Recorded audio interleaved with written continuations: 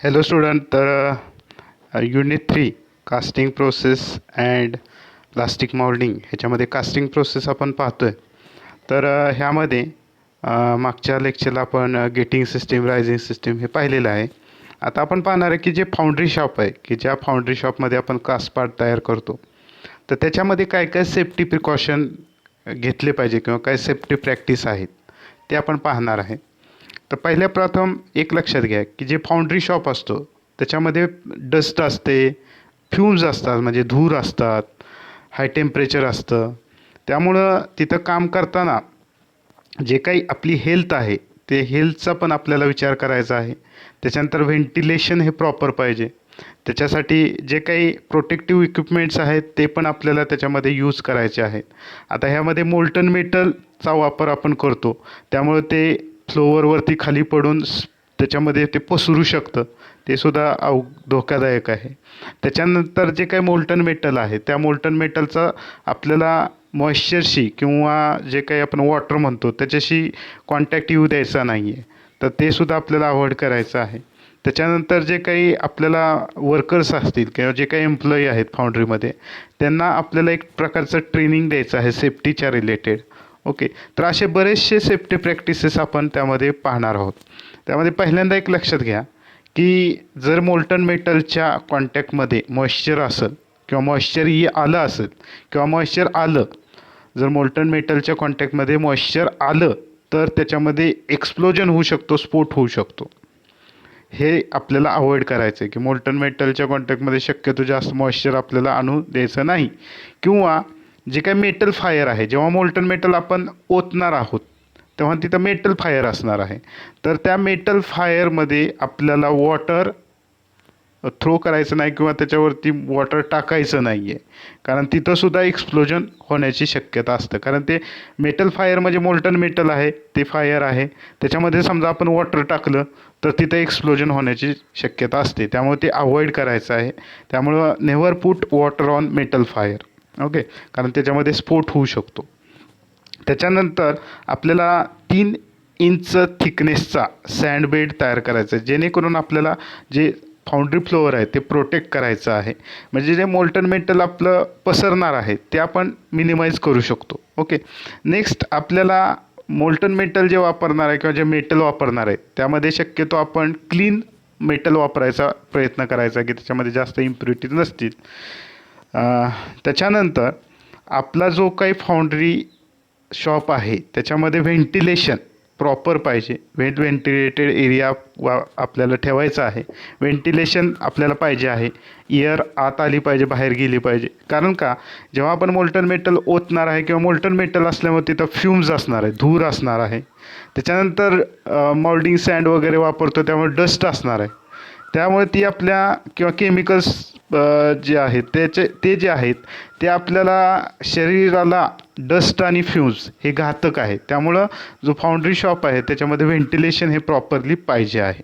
त्याच्यानंतर श्वसनासंबंधीचं जे काही किट आहे, म्हणजे रेस्पिरेटरी सिस्टीमसाठी जे काही किट आवश्यक आहे ते मेडिकली अप्रूव्ड रेस्पिरेटरी किट आपल्या फाउंड्री शॉपमध्ये असलं पाहिजे.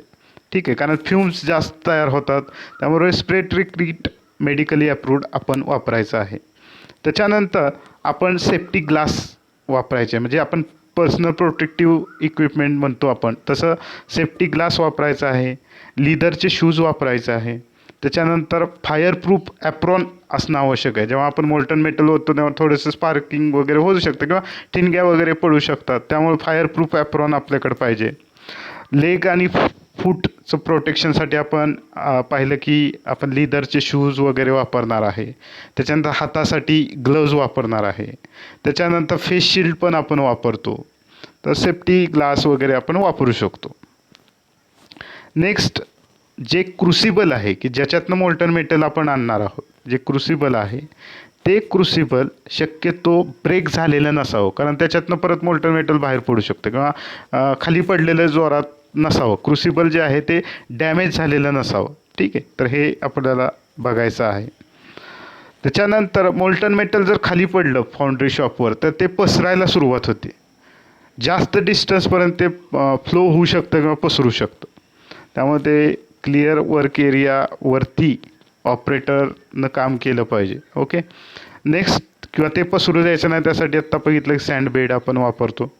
त्याच्यानंतर आपल्याला डस्ट जे आहे ते अपायकारक आहे आरोग्याला, म्हणून आपल्याला डस्ट मास्क यूज करायचा आहे. जी काही सँडची डस्ट असणार आहे, पार्टिंग डस्ट असणार आहे, केमिकल असणार आहेत, तर ते आरोग्यासाठी अपायकारक आहे. तर त्यामुळं आपल्याला डस्ट मास्क यूज करायचा आहे. त्याच्यानंतर अचानक समजा काही इमर्जन्सी केस आली किंवा ॲक्सिडेंटची केस झाली समजा फाउंड्री शॉपमध्ये, तर आपल्याला इमर्जन्सी एक्झिस्ट रूट की त्याच्यातनं आपले जे वर्कर किंवा एम्प्लॉई आहेत त्या रूटमधनं बाहेर पडतील असं आपल्याला प्लॅनिंग करायचं आहे. ते म्हणजे इव्हॅक्युएशन, स्थलांतर झालं पाहिजे त्या एरियामधनं, फाउंड्रीच्या एरियामधनं स्थलांतर झालं पाहिजे इमर्जन्सी केसला, इमर्जन्सी सिच्युएशनला. त्यासाठी एक प्लॅनिंग करायचं आहे, त्यासाठी ट्रेनिंगसुद्धा आपण देऊ शकतो. तर हे वेगवेगळे सेफ्टी प्रिकॉशन आहेत. नेक्स्ट आहे म्हणजे फर्नेस म्हणजे काय. आता बघा आपल्याला फर्नेस म्हणजे काय की फर्नेस म्हणजे एक प्रकारचं ते मेटलचं बनलेलं असेल किंवा स्टीलचं बनलेलं असेल स्ट्रक्चर. स्टीलचं स्ट्रक्चर बनलेलं असेल, त्याच्या आतमध्ये रिफ्रॅक्टरी लायनिंग असणार आहे आणि त्यामध्ये आपण जे मेटल आहे ते मेल्ट करणार आहे. फर्नेसचा उपयोग काय होतो की डिझायर्ड टेम्परेचर आपण अचीव करून जे मेटल आहे किंवा जे स्क्रॅप असेल ते आपण हीट करतो आणि त्याला डिझायर्ड टेम्परेचर अचीव झाल्यावर ते मेल्ट करतो. ठीक आहे. तर त्याचा उपयोग हा फर्नेसमध्ये त्याचा आपण जे मेटल आहे ते हीट करण्यासाठी, डिझायर्ड टेम्परेचरला हीट करण्यासाठी आपण फर्नेस फाउंड्रीमध्ये आपण वापरत असतो. तर ह्याच्यामध्ये जे फॅक्टर आहेत की कुठलं फर्नेस आपल्याला सिलेक्ट करायचं, आपण टाईप्स ऑफ फर्नेस पाहणार आहेत, तर त्याच्यामध्ये कुठले पॉईंट्स कन्सिडर करावे लागतील. तर पहिलं म्हणजे आपल्याला किती टेम्परेचरला ते मेटल किंवा अलॉय मेल्ट करायचे. मग त्या फर्नेसची आपण बघायचे की कुठलं फर्नेस जास्त टेम्परेचरला वापरता येतं, ह्या टेम्परेचरला कुठलं फर्नेस यूज करता येईल. तर ते फर्नेस कुठल्या आपल्याला जे काही मेल्ट करायचं आहे मेटल ते किती टेम्परेचरला मेल्ट करायचं आहे हा फॅक्टर आपल्याला फर्नेस डिसाईड करण्यासाठी आवश्यक आहे. त्याच्यानंतर किती रेट आहे मेल्टिंग ऑलॉयचा, रेट ऑफ मेल्टिंग ऑलॉय, किंवा किती क्वांटिटी आपल्याला मेल्ट करायचं आहे मेटल, मोल्टन मेटल करायचं आहे, quantity of molten metal required, किती क्वांटिटीमध्ये मोल्टन मेटल आपल्याला आवश्यक आहे किंवा किती रेटला आपलं ते मेल्ट करायचं आहे. त्याच्यानंतर कोणतं मेटल आपल्याला मेल्ट करायचं आहे, type of metal to be melted. आणि सगळ्यात महत्त्वाचं कॉस्टचा पण विचार आपल्याला, इकॉनॉमिक कन्सिडरेशनमध्ये कॉस्टचा विचार आपल्याला त्यामध्ये करावा लागेल. फर्नेस म्हणजेच काय, it is defined as refractory line chamber in which metal is heated to desired temperature. Desired टेम्परेचरला आपल्याला मेटलला हीट करायचं आहे. म्हणजे आपल्याला फाउंड्रीमध्ये आपल्याला मेटल काय करावं लागतं, वितळवावं लागतं, मेल्ट करावं लागतं. फर्नेसमध्ये आपण ते मेटल काय करणार आहे, डिझायर्ड टेम्परेचरला ते मेल्ट करणार आहे. ठीक आहे. मग त्यासाठी स्टीलचं एक स्ट्रक्चर असेल, आतमध्ये रिफ्रॅक्टरी लाईनिंग असेल. रिफ्रॅक्टरी म्हणजे ब्रिक वगैरे वापरू शकतो आपण जास्त टेम्परेचर विस्टँड करण्यासाठी. रिफ्रॅक्टरी लाईनिंग आपण वापरू शकतो त्या जे काही स्टीलच्या स्ट्रक्चर आहे त्याच्या आतमध्ये. मग आपल्याला जे फर्नेस आहे ते कोणतं फर्नेस यूज करायचं हे कशावर अवलंबून आहे. तर आपल्याला जे काही मेटल किंवा अलॉय मेल्ट करायचं त्याचं टेम्परेचर किती रिक्वायर्ड आहे, किती रिक्वायर्ड टेम्परेचर आहे. त्याच्यानंतर काय रेटला आपल्याला मेटल मेल्ट करायचं आहे, रेट. ठीक आहे. त्याच्यानंतर किती क्वांटिटीचं मोल्टन मेटल आपल्याला पाहिजे आहे, किती क्वांटिटीमध्ये पाहिजे आहे. त्याच्यानंतर कुठलं मेटल आपल्याला मेल्ट करायचं आहे आणि आपल्याला कॉस्टचा पण विचार त्यामध्ये करावा लागणार आहे. आता आपल्याला क्लासिफिकेशन ऑफ फर्नेस पाहायचं किंवा टाईप्स ऑफ फर्नेस. त्याच्यामध्ये वेगवेगळे टाईप्सचे मेल्टिंग फर्नेस आहेत. त्यामध्ये पहिला आहे coal fire furnace. Coal fire फर्नेसमध्ये कपोला फर्नेस आहे, पीट फर्नेस आहे, क्रुसिबल फर्नेस आहे. आपण कपोला फर्नेसचा डिटेल स्टडी आता करणार आहोत. सेकंड आहे oil fire furnace. Oil fire फर्नेसमध्ये ऑइल फायर पीट फर्नेस किंवा oil fire tilting furnace, oil fired tilting furnace. Third type is electric furnace. त्या इलेक्ट्रिकल फर्नेसचा पण आपण यूज किंवा स्टडी करणार आहे आता. डायरेक्ट आर्क इलेक्ट्रिक फर्नेसचा आपण डिटेल स्टडी करणार आहे. त्याच्यानंतर हाय फ्रिक्वेन्सी इंडक्शन फर्नेस किंवा resistance heating furnace. Next is gas fired furnace. त्याच्यामध्ये ओपन हर्ट फर्नेस. म्हणजेच ह्याच्यामध्ये तुम्हाला एक लक्षात आलं असेल की फर्नेसमध्ये जे काही फायरिंग करतोय आपण, मग ती कोलच्या साह्यानं करतोय. कोळसा, कोल फायर्ड म्हणजे कोळसा जाळून, कोल फायर फर्नेस, त्याच्यामध्ये कपोला आहे, पीठ आहे, क्रुसिबल आहे. का ऑइल फायर करून किंवा ऑइलचं बर्निंग करून ऑइल फायर फर्नेस, त्यामध्ये ऑइल फायर पीठ फर्नेस आहे किंवा ऑइल फायर टिल्टिंग फर्नेस आहे. का इलेक्ट्रिकली आपण हीट करणारे म्हणजे आर्क वगैरे तयार करून, इलेक्ट्रिक आर्क तयार करून किंवा रेझिस्टन्सच्या साह्यानं, तर त्याच्यामध्ये डायरेक्ट आर्क इलेक्ट्रिक फर्नेस आहे, हाय फ्रिक्वेन्सी इंडक्शन फर्नेस किंवा रेझिस्टन्स हीटिंग फर्नेस आहे, इलेक्ट्रिकली आपण हीट करतो. किंवा गॅस फायर फर्नेस आहे म्हणजे गॅसेसचा वापर करून आपण ते हीट करू शकतो, बर्न करू शकतो. मोल्टन मेटल म्हणजे मेटल मेल्ट करू शकतो, तर त्यामध्ये ओपन हार्ट फर्नेस आहे. So these are the various types of furnace. You have to remember this. Now we study cupola furnace. Cupola furnace. आता ह्याच्या आधी तुम्हाला मटेरियल हा सब्जेक्टमध्ये कपोला फर्नेस हे नाव गेलेलं आहे. म्हणजे जे पिग आयर्न असतं, त्या पिग आयर्नचं रूपांतर कास्ट आयर्नमध्ये करण्यासाठी कपोला फर्नेसचा वापर आपण करत असतो. हे एवढं तुम्हाला म्हणजे तुमचं जे मटेरियल आहे त्याच्यामध्ये ह्या विषयामध्ये झालेलं आहे. आता आपण मॅन्युफॅक्चरिंगच्या रिलेटेड हा विचार करतोय की कपोला फर्नेस नेमका कसा आहे. तर इथं तुम्हाला दिसतंय की कपोला फर्नेस आहे.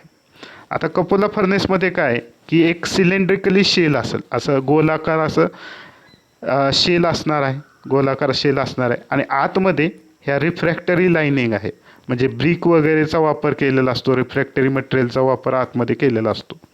म्हणजे एक स्टीलची 6 ते 12 mm थिक असलेली स्टीलची प्लेट असेल. स्टीलची प्लेट 6 ते 12 mm थिक असेल, थिकनेस त्याचा 6 ते 12 mm असेल.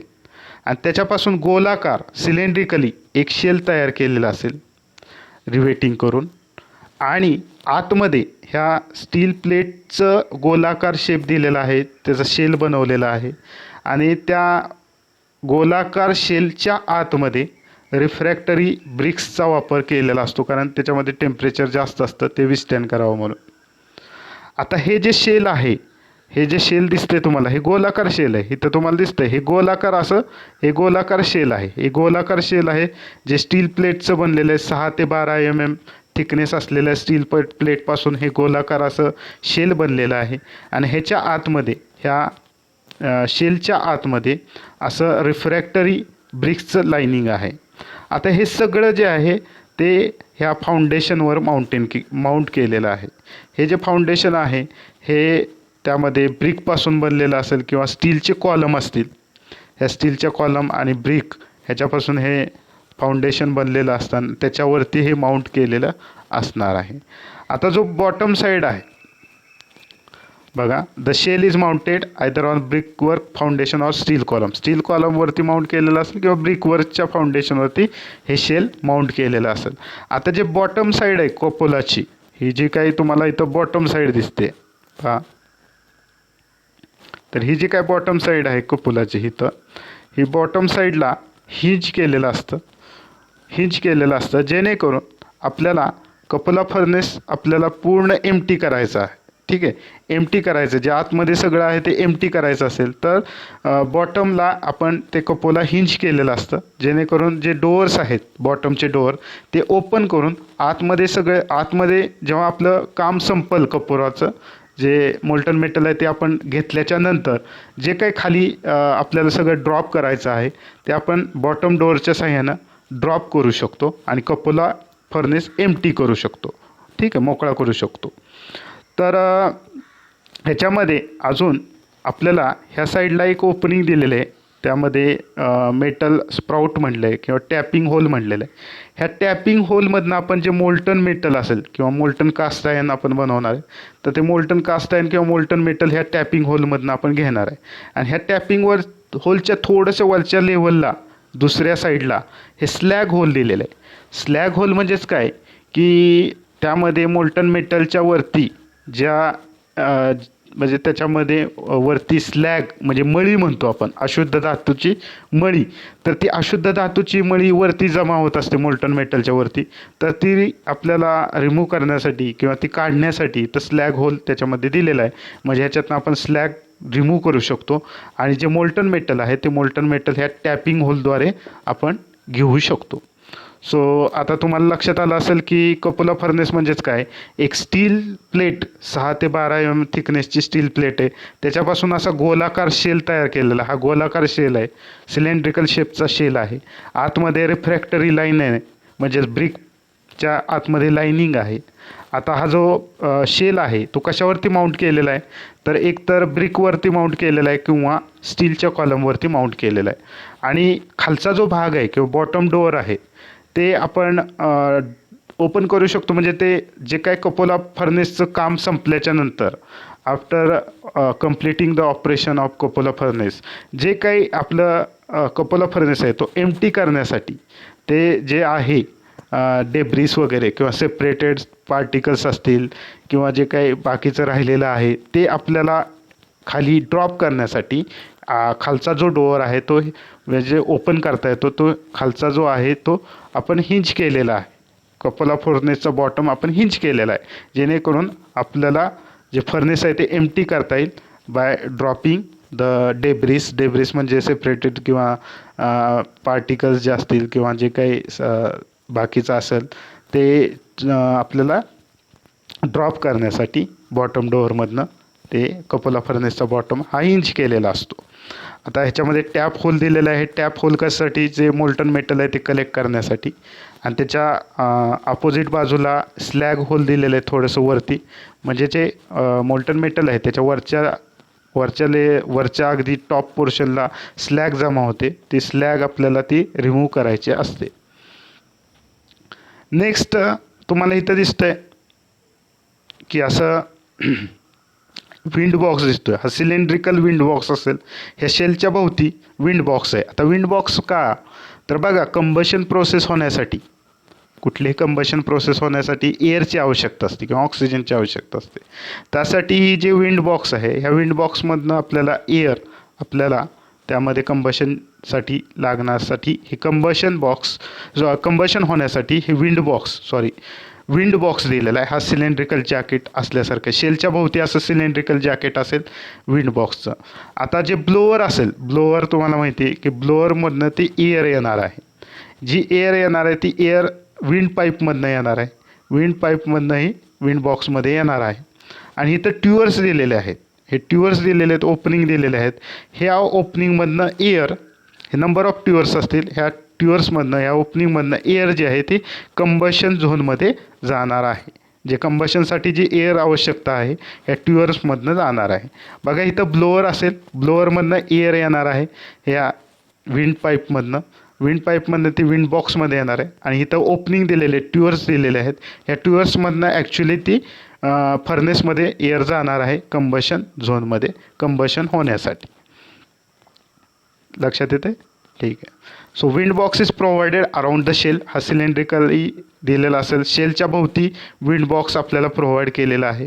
जी फ्युएलचं कंबशन होण्यासाठी जी एअर असते ती सप्लाय होते विंड बॉक्समधून. म्हणजे ब्लोअरमधनं जी एअर आहे ती विंड पाईपमधनं बॉक्समध्ये येते. आणि नंबर ऑफ ओपनिंग किंवा ट्यूअर्स दिलेले आहेत, 4, 6, 8 अशा ट्यूअर्स दिलेले आहेत, ज्यामधनं जी एअर आहे ती फर्नेसमध्ये सप्लाय होणार आहे कंबशनसाठी. आता हे जे ट्यूअर्स आहेत तुम्हाला दिसत आहेत, हे ट्यूअर्स किती हाईटला दिलेले आहेत, तर ह्या बेडपासून, हे जे सँडचं बेड आहे, ह्या सँडच्या बेडपासून 450 ते 500 mm एवढ्या हाईटला हे ट्यूअर्स सिच्युएटेड केलेले असतात. एवढ्या हाईटला सँडच्या बेड ऑफ कपोलापासून आपल्याला हे 450 ते 500 mm ला ट्यूअर्स दिलेले असतात. नेक्स्ट आपण पाहूया की हे चार्जिंग डोअर आहे.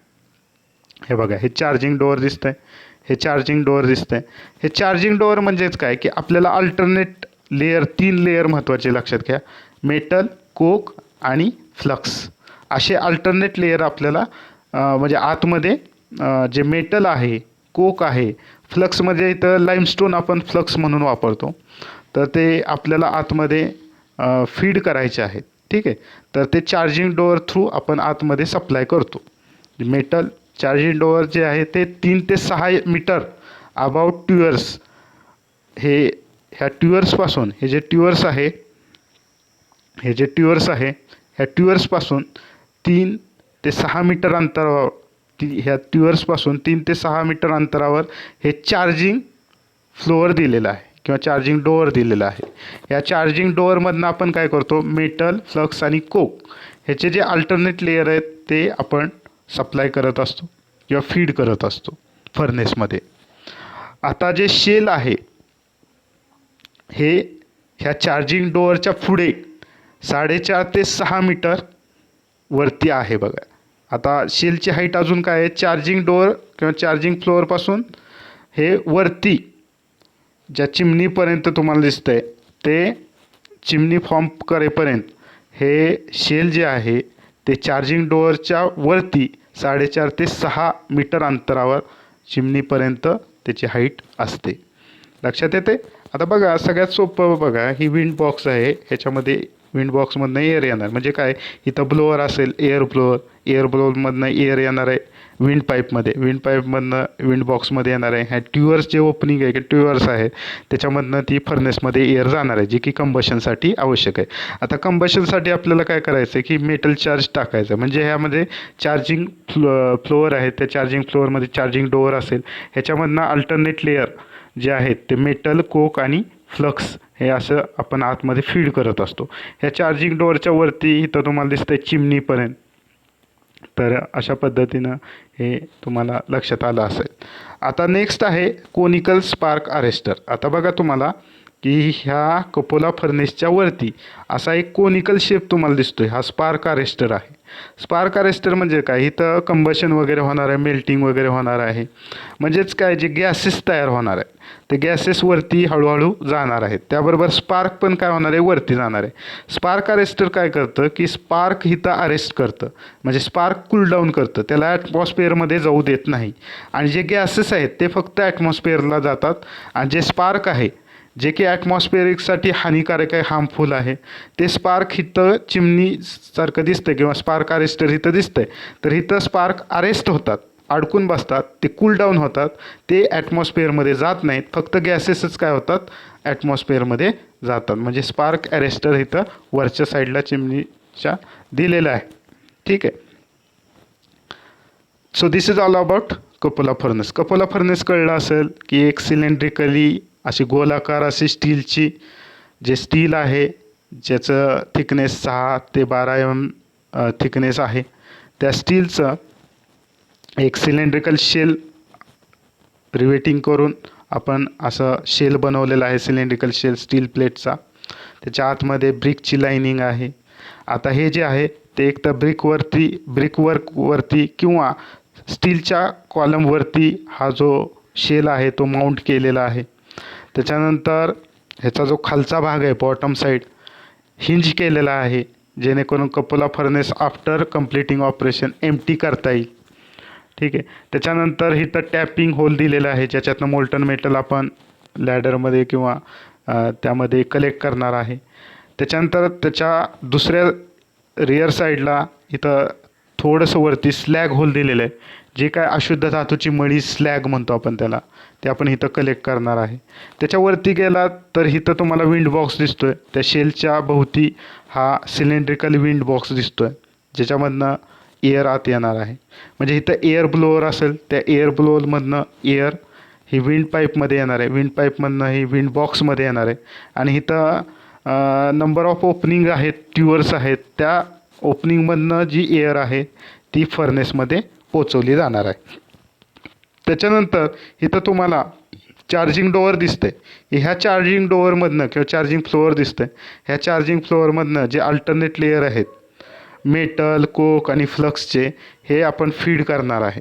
ह्या चार्जिंग डोअरच्या वरती तुम्हाला इथं चिमणीच्या साईडला इथं स्पार्क अरेस्टर असं कोनिकल शेपचं दिसतं आहे, ज्याच्यामध्ये जे काही आपलं कंबशन होणार आहे फ्युएलचं, त्याच्यामध्ये गॅसेस इव्हॉल्व होणार आहेत, ते वरती जाणार आहेत. त्याच्यानंतर जे स्पार्क आहेत ते वरती जाणार आहेत. मग हे स्पार्क अरेस्टरमध्ये काय होतात, जे स्पार्क आहेत ते अरेस्ट होतात, अडकले जातात, म्हणजे इथं कूल डाऊन होतात. ते ॲटमॉस्फिअरमध्ये स्पार्क जात नाही, फक्त गॅसेस ॲटमॉस्फिअरमध्ये जाणार आहेत. अशा पद्धतीनं म्हणजे जे स्मोक आहे ते फक्त ॲटमॉस्फिअरमध्ये एस्केप होणार आहे, स्पार्क ॲटमॉस्फिअरमध्ये जाणार नाही. नेक्स्ट आहे आपल्याला झोन्स पाहिजेत. कपोला फर्नेसचे वेगवेगळे झोन्स कोणते? तर पहिला आहे हर्थवेल किंवा क्रुसिबल झोन. आता बघा, आता इथं तुम्हाला दिसतंय मेटल कोक फ्लक्स, मेटल कोक फ्लक्स. तर आपण चार्जिंग डोअरमधनं हे जे अल्टरनेट लेअर टाकलेत, तर मेटल काय होणार आहे, इथं मेल्टिंग झोन दिसतोय तुम्हाला. इथं मेटल काय होणार आहे, मेल्ट होणार. मेल्ट झाल्यावर ते हळूहळू खाली ह्या सँडचं बेड असेल, इथं खाली सँडचं बेड असं थोडंसं इन्क्लाइन असं दिसतंय, इकडं उतार झालेलं दिसतोय. ह्या झोनला आपण म्हणतो वेल. म्हणजेच इथं मोल्टन मेटल इथं हळूहळू जमा होणार आहे. विहीर म्हणतो ना, तशा पद्धतीने इथं मोल्टन मेटल इथं साचणार आहे खालच्या साईडला. तर हा जो झोन आहे त्याला आपण म्हणतो हर्थ किंवा वेल. ओके, हर्थ वेल म्हणतो आपण किंवा crucible zone. It is located above the sand bottom. Okay, top of the sand bottom. Sand बॉटमच्या वरती हा लोकेट केलेला आहे. नेक्स्ट, मेटल जे आहे ते मेल्ट झाल्यावर खाली ट्रिकल डाऊन म्हणजे खाली पडणार आहे आणि त्या झोनमध्ये ट्रॅप होणार आहे. म्हणजे इथं टॅपिंग दिसतंय, तर इथं मोल्टन मेटल हे मेटल जे दिसतंय ते मेल्ट झाल्यावर इथं खाली येणार आहे ह्या वेलमध्ये, हर्थ वेलमध्ये किंवा क्रुसिबल झोनमध्ये मोल्टन मेटल आत इथं येणार आहे. म्हणजे ह्या सँड बॉटम जे दिसतंय ते सँड जे दिसतंय त्याच्यावरती हे मोल्टन मेटल ॲक्युमुलेट होणार आहे, जमा होणार आहे.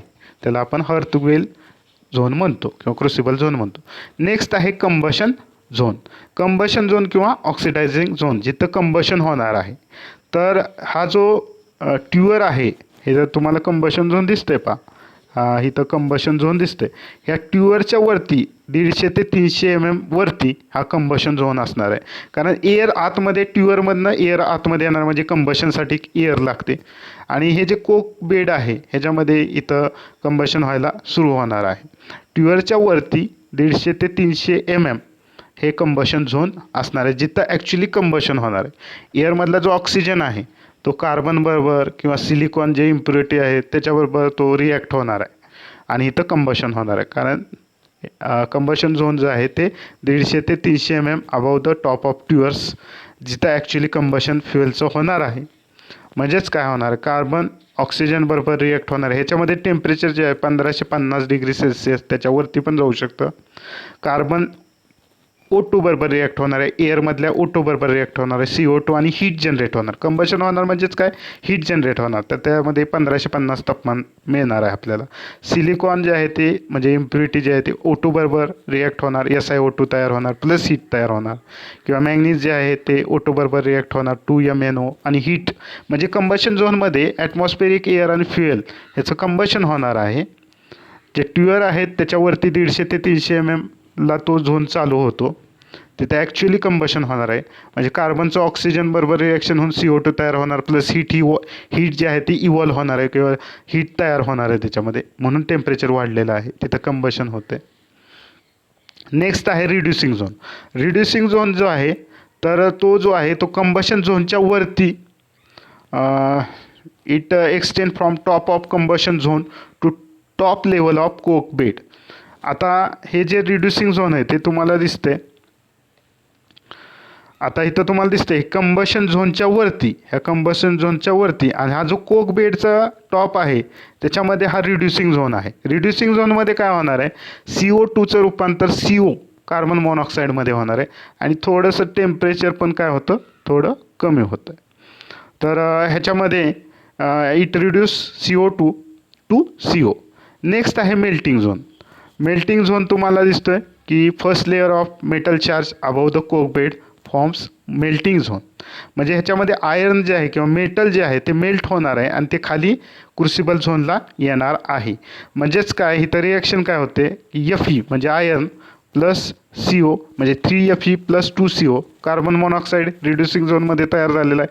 तो आयर्न बरोबर म्हणजे मेटल चार्ज बरोबर रिॲक्ट होतो 3Fe प्लस 2CO आणि ह्याच्यामध्ये Fe3C प्लस CO2 तयार होतं. जे हे बघा मेल्टिंग झोन कुठं आहे बघा, मेल्टिंग झोन हा रिड्युसिंग झोनच्या वरती आहे. म्हणजे जिथं मेटल दिसतंय तुम्हाला तिथं तुम्हाला मेल्टिंग झोन दिसतं. म्हणजे हे मेटल जे आहे ते मेल्ट होणार आहे, ते हळूहळू खाली ह्या जे सँड बेड आहे त्या सँड बेडच्या वरती ह्या क्रुसिबल झोनमध्ये किंवा हर्थवेलमध्ये जमा होणार आहे. मेटल मेल्ट होऊन ही खाली इथं जमा होणार आहे. आणि ह्याच्यामध्ये जे काही फ्लक्स आहे ते फ्लक्स किंवा कोक कार्बन ह्याच्याशी रिॲक्शन होऊन जे स्लॅग तयार होतं, मळी तयार होते, ती मोल्टन मेटलच्या वरती तरंगते आणि ती आपण स्लॅग होलमधनं काढून घेतो. तर मेल्टिंग झोन कळलेलं आहे, तिचं ॲक्च्युली मेटल जे आहे ते मेल्ट होणार आहे आणि ते आयर्न किंवा मेटल जे मेल्ट झालेले खाली क्रुसिबल झोनला येणार आहे. ही रिॲक्शन तुम्हाला कळली असेल. नेक्स्ट आहे pre heating zone. Pre heating zone म्हणजेच काय की मेल्टिंग झोनच्या वरती कुठपर्यंत, चार्जिंग डोअरपर्यंत हे प्री हिटिंग झोन असतं. प्री हिटिंग झोनमध्ये जे काय आपण चार्ज टाकतो म्हणजे मेटल, कोक, फ्लक्स ह्याचं जे काही लेअर टाकतो ते आधी थोडंसं हीट केलं जातं, प्री हीट केलं जातं आणि त्याला आपण प्री हिटिंग झोन म्हणतो. म्हणजे ह्याच्यामध्ये अल्टरनेट लेअर आहेत कोक, फ्लक्स आणि मेटल चार्जचे. तर तुम्हाला प्री हिटिंग झोन इथं दिसत असेल मेल्टिंग झोनच्या वरती आणि जे काय चार्जिंग डोअर आहे तिथपर्यंत तो प्री हिटिंग झोन आहे. म्हणजे ह्याच्यामध्ये अल्टरनेट लेअर दिसतात, मेटल फ्लक्स कोक ह्याचे अल्टरनेट लेअर आहेत. प्री हिट म्हणजे इथं कंबशन होण्यापूर्वी ही काय होणार आहे, इथं थोडंसं प्री हिट होणार आहे. त्याच्यावरती तुम्हाला स्टॅक झोन दिसतोय. स्टॅक झोन म्हणजेच काय, जे गॅसेस आहेत ते वरती जाणार आहेत स्टॅक झोनमध्ये, चिमणी थ्रू ते बाहेर पडणार आहेत. तिथं स्टॅक झोन तुम्हाला दिसतो. चार्जिंग डोअरच्या वरती किंवा चार्जिंग फ्लोअरच्या वरती तुम्हाला तो स्टॅक झोन दिसतो, ज्याच्यातून गॅसेस ते वरती जाणार आहेत. स्टॅक झोन म्हणजेच काय, the empty portion of cupola above the pre heating झोनच्या वरती तुम्हाला दिसतं. आणि जे हॉट गॅसेस आहेत त्याला ॲटमॉस्फिअरमध्ये जाण्यासाठी ते पॅसेज प्रोव्हाइड करतात. हे झाले झोन्स. आता आपण वर्किंग बघूया कपोला फर्नेसचं. तर पहिल्यांदा आपल्याला काय करायचं, जे सँड बॉटम आहे, आता तुम्हाला इथं सँड बॉटम दिसते पहा, हे सँड बॉटम अशी इथं सँड बॉटम ही तुम्हाला दिसते. हे सँड बॉटम रॅमिंग करून घ्यायचं आहे. सँड बॉटम अशी तऱ्हेनं रॅमिंग करायचं आहे की असा उतार ठेवायचा आहे इथं, जेणेकरून मोल्टन मेटल काय होईल, ह्या टॅपिंग होलमधनं आपण इथं मोल्टन मेटल कलेक्ट करू. तर तो सँड बॉटम रॅमिंग करताना असा थोडा उतार आपल्याला इथं ठेवायचा. म्हणजे पहिल्यांदा सँड बॉटम आपल्याला रॅमिंग करून घ्यायचं आहे. सँड बॉटम पहिल्यांदा आपल्याला रॅमिंग करून घ्यायचं आहे. ड्रॉप डोअर आहेत त्याच्यावरती सँड बॉटम आपल्याला रॅमिंग करून घ्यायचं आहे. त्याच्यानंतर आपल्याला जे काही फ्युएल्स आहेत म्हणजे वूड असेल, कोक असेल, ते सँड बॉटमवरती ठेवायचं आहे आणि फायरिंग करण्यासाठी किंवा कंबशन करण्यासाठी. त्याच्यानंतर चार्जिंग डोअर जे बघितलं आहे आपण, चार्जिंग डोअर जे बघितलेलं आहे, चार्जिंग डोअर आहे, ह्या चार्जिंग डोअरमधनं हे जे अल्टरनेट लेअर दिसतात मेटल, फ्लक्स आणि कोकचे, ते आपल्याला फीड करायचे आहेत. आता इथं मेटल जे असेल ते पिग आयन असेल, ज्याच्यापासून कास्ट आयन बनणार आहे. त्याच्यानंतर फ्लक्स असेल, फ्लक्स हे लाईमस्टोन आपण वापरतो, आणि कोक असेल, हे आपण चार्जिंग डोअरमधनं आपण फीड करणार आहेत अल्टरनेटर लेयर्स.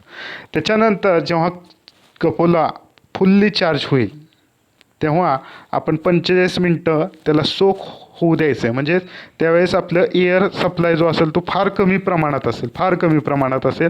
त्याच्यामध्ये आपण ते सोकिंगचा 45 मिनटाचा टाईम आपण लावायचा आहे. त्याच्यानंतर सोकिंग झाल्यावर आपण एअर ब्लोअर जो आहे तो स्टार्ट करायचा आहे. आणि एअर ब्लोअर स्टार्ट केल्याच्या नंतर तिथं पूर्ण असं कंबशन होणार आहे. आणि कंबशन झाल्यावर मोल्टन मेटल जे आहे ते खाली आपल्याला सँड बेडच्या वरती जमा होणार आहे. आणि नंतर आपण एक 50 मिनटं वगैरे झाल्याच्या नंतर आपल्याला ते मोल्टन मेटल जे आहे ते टॅप होलच्याद्वारे आपण ते पहिल्यांदा ते लॅडरमध्ये वगैरे आपण कलेक्ट करायचं आहे. आणि स्लॅग जे आहे ते स्लॅगसुद्धा आपल्याला रिमूव्ह करायचे आणि मग मोल्टन मेटल आपल्याला टॅप होलच्याद्वारे कलेक्ट करायचं आहे. तर पहिल्यांदा स्लॅग रिमूव्ह करा आणि मग मोल्टन मेटल कलेक्ट करायचं आहे टॅप होलच्या मधून किंवा टॅप जे दिलेलं आहे तिथून लॅडरमध्ये. नंतर हे सगळं ऑपरेशन झाल्याच्या नंतर आपण एअर ब्लास्ट बंद करायचं आहे. एअर ब्लास्ट बंद केल्याच्या नंतर काही वेळानंतर मग परत काय करायचं, बॉटम डोअर ओपन करायचं, किंवा बॉटम डोअर ओपन केल्यावर ते आतमध्ये जे सगळं असेल ते खाली ड्रॉप होणार आहे, ते फ्लोअरवरती खाली पडणार आहे. आणि नंतर आपण त्याच्यावरती वॉटर वगैरे स्प्रे करू शकतो. तर अशा पद्धतीने हे कपोला फर्नेसचं वर्किंग आहे. नेक्स्ट आपल्याला पाहायचं आहे म्हणजेच electric arc furnace. Electric arc furnace म्हणजेच काय? आता इलेक्ट्रिक आर्क फर्नेसमध्ये तुम्हाला हे दिसतंय असं स्पेरिकल बॉटम दिसतंय, जे की रोलरवरती माउंट केलेलं आहे. हे स्पेरिकल असं दिसतंय. वरती असा रूफ दिसतोय. ह्या रूफमध्ये हे 2-3 काय जे असतील ते इलेक्ट्रोड आहेत. 3 फेज सप्लाय ह्याला दिलेला असतो. हे इलेक्ट्रोड, आता हे रूफ जे आहे ते आपण स्विंग करू शकतो किंवा डिटॅचेबल आहे. त्याच्यातनं चार्ज जे काही मेटल स्क्रॅप असेल किंवा स्टीलचं स्क्रॅप असेल ते आतमध्ये टाकू शकतो आपण, किंवा चार्जिंग डोअर थ्रू पण आपण स्टीलचं स्क्रॅप वगैरे आत टाकू शकतो. इथं 2 स्प्राऊट दिसत आहेत. इथं स्लॅगसाठी आहे आणि इथं मोल्टन मेटल कलेक्ट करण्यासाठी स्प्राऊट आहे. म्हणजे इथनं आपण स्लॅग बाहेर काढू शकतो आणि इथून मोल्टन मेटल आपण कलेक्ट करू शकतो. तर हे जे रोलर आहे त्या रोलरवरती हे स्पेरिकल दिलेलं आहे बॉटम. तर कशासाठी? तर हे आपल्याला ह्या रोलरवरती टिल्ट करता यावं, म्हणजे आपल्याला स्लॅग रिमूव्ह करता यावं आणि मोल्टन मेटल इकडं टिल्ट करून मोल्टन मेटल आपण इथं घेऊ शकतो. अशासाठी हे थोडंसं रोलरवरती माउंट केलेलं आहे. हे जे आहे ते स्टीलचं बॉटम दिसतो आहे आणि आतमध्ये त्याच्या रिफ्रॅक्टरी लाईनिंग प्रोव्हाइड केलेले असतात. तर टिल्टिंग मेकॅनिझमसाठी इथं रोलर प्रोव्हाइड केलेत, हे लक्षात घ्या.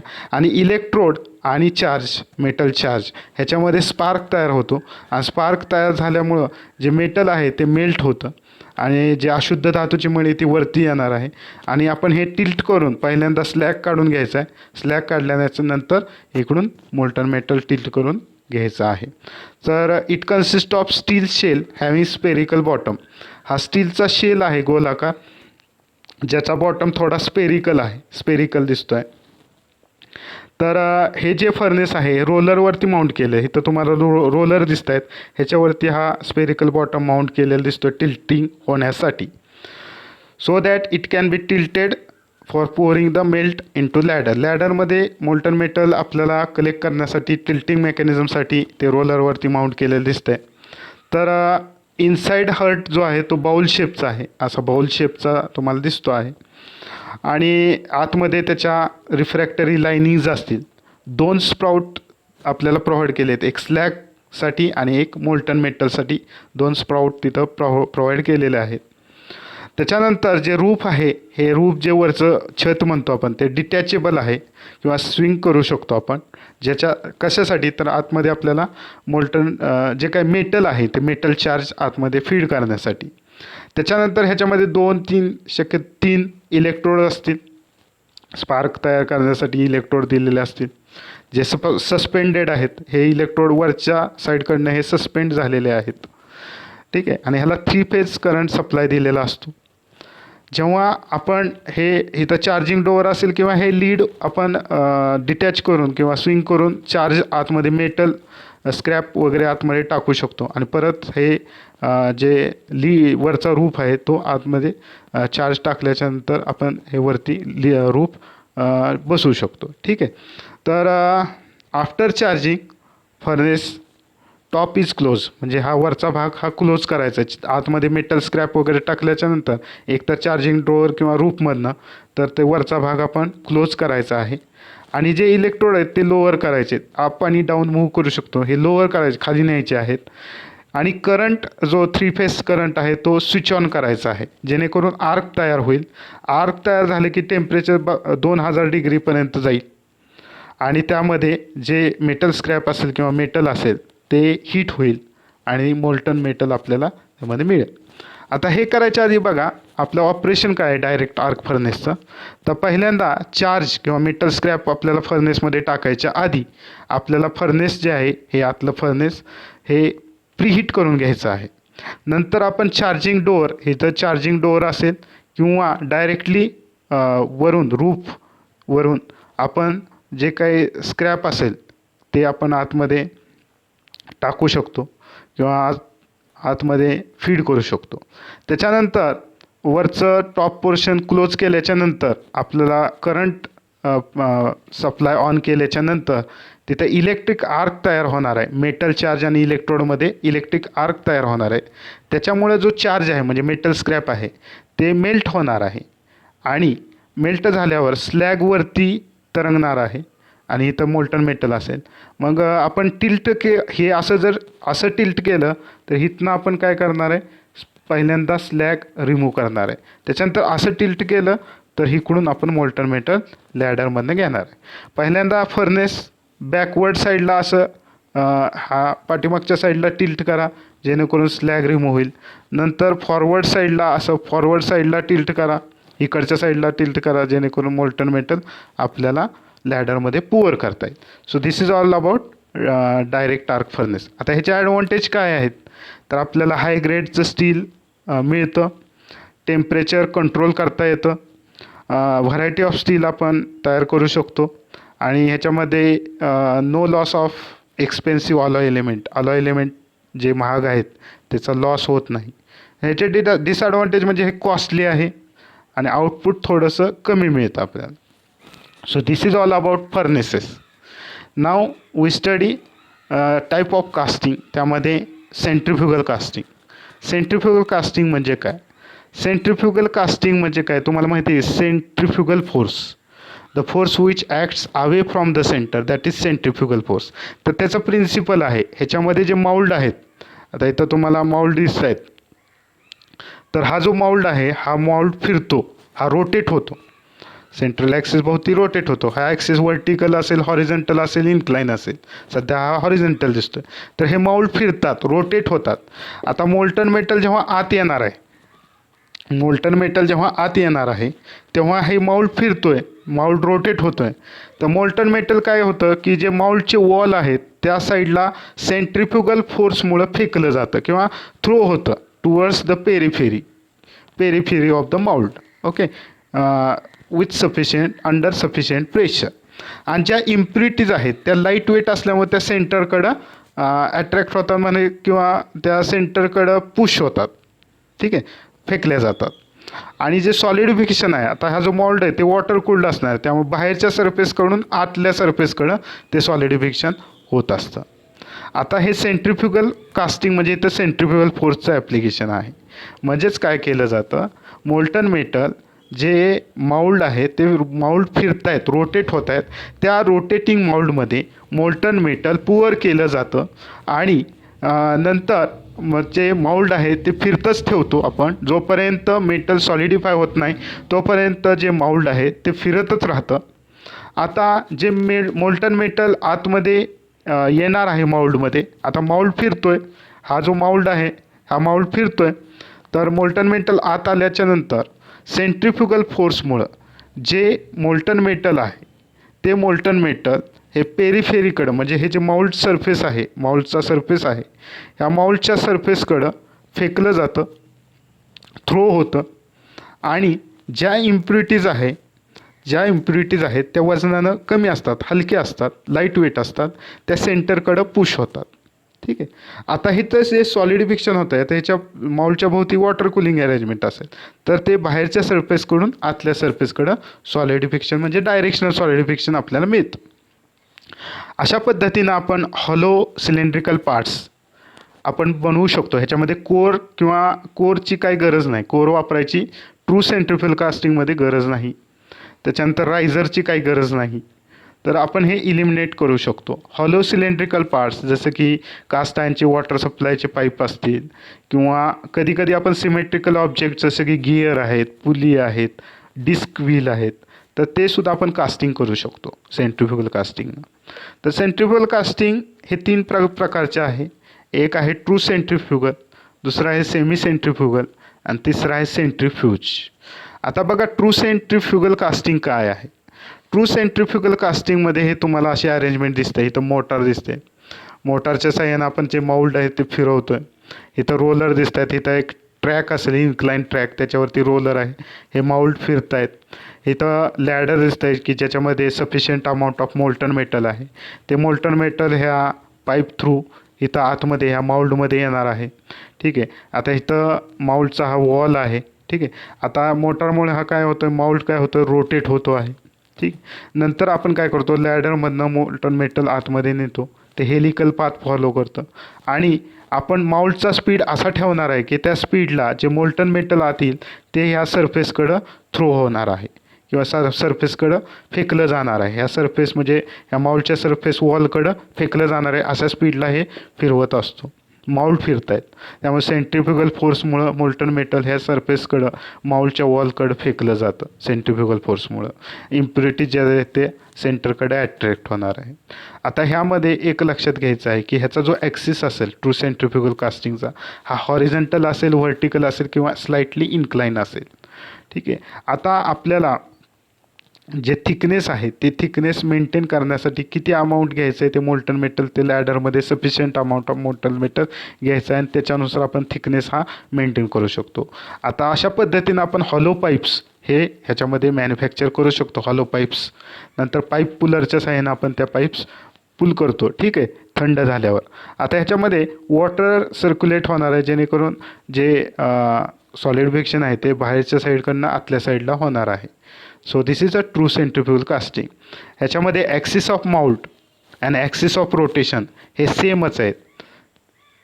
So the cylinder wall thickness is control by amount of liquid pour, म्हणजे किती अमाऊंट आपण मेटल पुअर करतो आहे त्याच्यावरती सिलेंडरचा वॉल थिकनेस आपण कंट्रोल करू शकतो.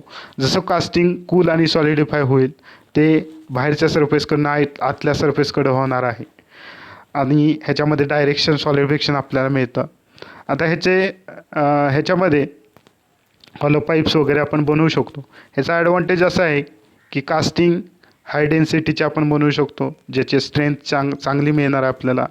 इन्क्लुजन म्हणजे जे काही सस्पेंडेड पार्टिकल वगैरे असतील, स्लॅग वगैरे जे काही सँडचे वगैरे ते आणि इम्प्युरिटीज ह्या लायटर असल्यामुळं ते सेंटरकडे थ्रो होतात, म्हणून आपल्याला प्युअरच मिळतं. शक्यतो प्युअर मेटलचं पाईप वगैरे मिळू शकतात.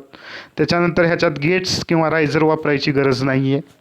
आणि डायरेक्शन सॉलिडिफिकेशन आपल्याला आउटर सरफेस टू इनवर्ड म्हणजे डायरेक्शन सॉलिडिफिकेशन आपल्याला मिळतं आहे. पण ह्याचे डिसॲडव्हान्टेज काय आहेत, तर काही शेप आपल्याला ह्यामध्ये बनवता येत नाहीत, पण काही शेप आपल्याला बनवता येतात, काही शेप आपल्याला इथं बनवता येत नाहीत ह्या प्रोसेसमध्ये. ट्रू सेंट्रिफ्युगलमध्ये ट्रेन लेबर्स किंवा स्किल लेबर आपल्याला याच्यासाठी आवश्यक आहेत. सगळे चालू आहे आपल्याला कास्ट करता येत नाही आणि कॉस्ट ह्याची जास्त आहे, हाय इन्व्हेस्टमेंट कॉस्ट आहे. ह्याचे ॲप्लिकेशन म्हणजे बुश बेअरिंग असतील किंवा क्लच प्लेट असतील. शक्यतो पाईप्समध्ये जास्त ॲडव्हान्टेज आहे. पाईप्स ऑफ वॉटर सप्लाय हे त्याचं ॲप्लिकेशन महत्त्वाचं आहे. ॲप्लिकेशन काय आहेत बघा, bush bearing, clutch plate, cylindrical जे दिसत आहेत तुम्हाला, किंवा rollers, piston ring, cylinder liners जे गोल दिसतात, हॉलो दिसत आहेत ते, पाईप्स किंवा गन बॅरल किंवा pressure vessel bodies, disc wheel, pulleys ह्याच्यामध्ये ट्रू सेंट्रिफ्युगल कास्टिंग वापरलं जातं. नेक्स्ट टाईप आहे सेंट्रिफ्युगल कास्टिंगचा, तो म्हणजे सेमी सेंट्रिफ्युगल. आता ह्याच्यामध्ये जो ॲक्सिस आहे तो ॲक्सिस रोटेशनचा व्हर्टिकल आहे. ह्याच्यामध्ये कोर वापरलेला आहे बघा. समजा आपल्याला व्हील तयार करायचं आहे, व्हीलचा हब असेल आतला भाग, चाकाचा आतला भाग, त्यासाठी हॉलो पोर्शन पाहिजे म्हणून इथं कोर वापरलेलं आहे. ह्याच्यामध्ये ॲक्सिस ऑफ रोटेशन आणि ॲक्सिस ऑफ माऊल्ड हे सेमच आहे. ह्याच्यामध्ये माऊल्ड जे आहे ते रोटेट होतं, पण ह्याचा रोटेशनल स्पीड हा ट्रू सेंट्रिफ्युगलपेक्षा कमी असतो. त्यामुळं ज्या इम्प्युरिटीज आहेत त्या जास्त करून थ्रो होत नाहीत ह्याच्यामध्ये. ह्याच्यामध्ये स्टेनर कोर वापरलं आहे. ह्याच्यामध्ये गेटद्वारे आपण वरनं मोल्टन मेटल सप्लाय करतो आणि अशा पद्धतीने चाकं बनवू शकतो. पुलीज, गिअर ब्लँक वगैरे आपण ह्याच्यामध्ये बनवू शकतो. तर माऊल्ड कॅव्हिटी जी आहे ती माऊल्डमध्ये अरेंज केलेली असते. ह्याचा ॲक्सिस ऑफ रोटेशन इथं व्हर्टिकल आहे आणि ॲक्सिस ऑफ रोटेशन आणि ॲक्सिस ऑफ माऊल्ड दोन्ही सेमच आहेत. कोर आतमध्ये दिलेलं आहे जेणेकरून हॉलो सेक्शन तयार व्हावं. इथं बघा तुम्हाला कोर दिसतं आहे, पहा इथं कोर दिलेला आहे जेणेकरून हॉलो पोर्शन आपल्याला व्हील तयार करायचं आहे.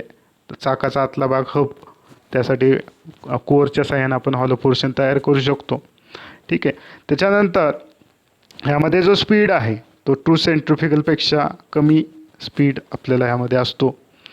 ह्याचे ॲप्लिकेशन आहे gear blank, flywheel, wheel, pulleys.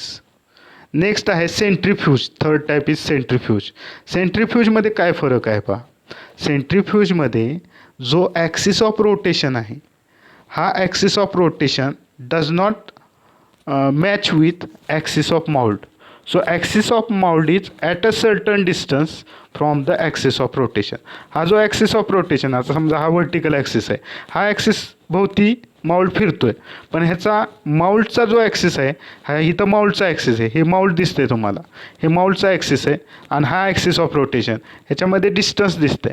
these are not concentric. Okay, axis of mold and axis of rotation are different in the centrifuge.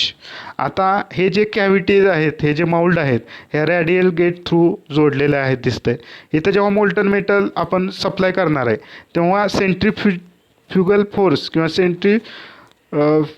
फ्युगल फोर्समुळं हे जे मोल्टन मेटल आहे ह्या कॅव्हिटीमध्ये रॅडियल गेट थ्रू ह्या कॅव्हिटीमध्ये आतमध्ये थ्रो होणार आहे, म्हणजे पोचलं जाणार आहे. या सेंट्रिफ्युगल फोर्समुळं जे मोल्टन मेटल इथं आपण हे टॉप व्ह्यू दिसतंय तुम्हाला, मोल्टन मेटल जे आतमध्ये ओतलेलं आहे ह्या रॅडियल गेट थ्रू काय होणार आहे, ह्या कॅव्हिटीजपर्यंत पोचलं जाणार आहे आणि हे माउल्ड कम्प्लिटली फिरतंय. त्यामुळे सेंट्रिफ्युगल फोर्समुळं ते मोल्टन मेटल कॅव्हिटीमध्ये पोचवलं जाणार आहे रॅडियल गेट थ्रू. तर हा फरक एक लक्षात घ्या, याच्यामध्ये ॲक्सिस ऑफ रोटेशन आणि axis of mould are different in centrifuge. So in this the axis of rotation is not symmetric with axis of mould. These are not coincide with each other. So axis of mould is at a certain distance from axis of rotation आणि number of cavities जे आहेत ते आपण connect केलेले आहेत रॅडिएट get through. आता mould फिरतोय, molten metal आपण जेव्हा आतमध्ये ओतणार आहोत तेव्हा त्या रॅडियल गेट थ्रू सेंट्रिफ्युगल फोर्समुळं ते मल्टिपल जे काही कॅव्हिटीज आहेत त्याच्यापर्यंत पोचवलं जाणार आहे सेंट्रिफ्युगल फोर्समुळं. तर ह्याच्यामध्ये सेंट्रल स्प्रू वापरलेला आहे आणि radial get through molten metal त्या कॅव्हिटीमध्ये पोचवलं जातं नंबर ऑफ कॅव्हिटीमध्ये. आता हे जे आहे ते एकमेकावर जर रचलं, स्टॅकिंग म्हणतो आपण, एकमेकावर रचणे, असे नंबर ऑफ कॅव्हिटीज एकमेकावर किंवा असं रचलं मल्टिपल लेअरमध्ये एकावर एक आणि कॉमन स्प्रू जर आपण वापरला तर अशा पद्धतीनं आपण स्टॅक माउल्डिंग त्याला आपण म्हणतो. जे वॉल बॉडीज आहेत किंवा प्लग्स आहेत ते आपण सेंट्रिफ्यूज कास्टिंगनं आपण बनवू शकतो. So we will stop here. In next class we will discuss about various casting defect.